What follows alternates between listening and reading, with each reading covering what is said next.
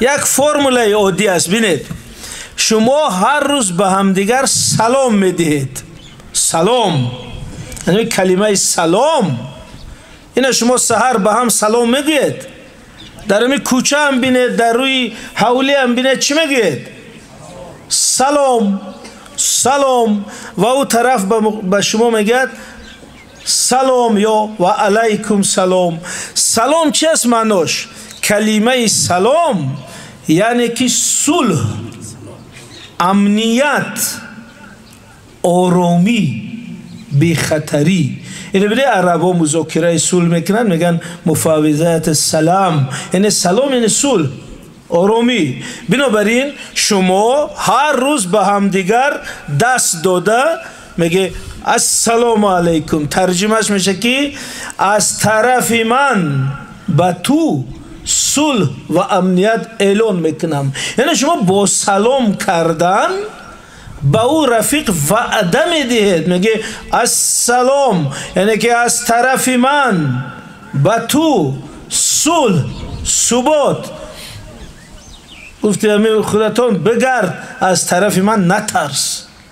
یعنی شما با سلام خود اعلان میکنید به رفیقت که به تو صلح، ثبات، امنیت از طرف من، یعنی من به تو یگان خطر ندارم، خلل ندارم. و اونم در جواب چی میگه؟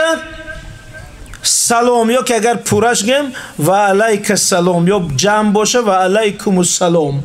و علیک السلام یعنی که و به تو هم از طرف من صلح اعلان میشد، امنیت اعلان میشد، به خطری، یعنی من هم به تو یگان آسیب ضرر نمیرسونم. ببینید شما هر روز سلام میکنید. من میخواستم اگر گنرالی عزیز اجازه تن دو نفر اینجا برید یک بار سلام کنید، من فهمونم دو کس پیش بیاید، دو نفری به غیرت او انم خیر میشد.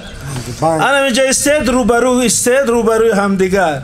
انا که سلام میکنه شما میگی السلام. اول شما دست دراز کنید سلام، تمام. انا اینگه سلام. انا بینید در همین حالت شما شرطنامه امضا کردید، قرارداد کردید که از طرف من سلام یعنی صلح و امنیت و بخطری. او هم گفت که از طرف من هم به تو سلام. یعنی شما هر سحر با یک بار دیگه سلام کنید بچه ها. نه بینید همی حالت استین. همی حالت شما با هم دیگر دست دادید که من وعده میدهم که به تو یگان آسیب آزار نمیرسونم. و اون در جواب گفت که من هم وعده میدهم که به تو یگان آسیب نمیرسونم. یعنی شما با همین سلام دست دادید، شرطنامه جوان مردی امضا کردید. این می حتی عالم جنایتکارا اگر به دیگر وعدت سلام کنه دیگه دیگرش نمیرسد. بنابراین شما هر باری که سلام داده نمیخیل شما گید که من با این برادر همی سحر شرطنامه کردم که از طرف من به تو صلح، او هم وعده داد از طرف تو به من صلح، از طرف من به تو صلح. بنابراین همی شرطنامه جوانمردی باید ویران نشود. شما نمیره در عمل نگاه کنید که هم یک تبسم کردید، سلام کردید، تمام شما دوست شدید. شما دیگه حق ندارید. انا که بشینید بچه ها گذارید بخشش.